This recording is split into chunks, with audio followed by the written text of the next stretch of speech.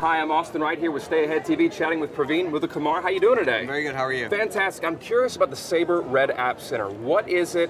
What's it all about? Who's actually making these things? Can you kind of tell me something about that today? Absolutely. So the Sabre Red App Center is the travel industry's first online B2B app marketplace. Okay. And it's the first time ever that a true GDS platform is being opened up to developers from around the world to extend and build apps for.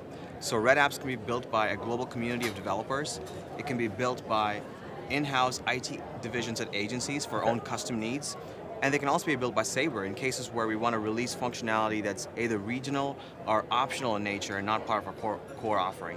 So is this going to be open up to kind of anybody in their garage, home studio, working these things out? Who's going to be developing these things? You know, we're open to all kinds of developers to come into the program. We have a vetting process where we review the developers who want to participate in this marketplace, but we want all kinds of developers to come in and be a part of this. Fantastic. Well, thank you for your time today, Praveen. Absolutely. I appreciate it. Again, Austin Wright, Stay Ahead TV, and see you next time. Thanks. Bye.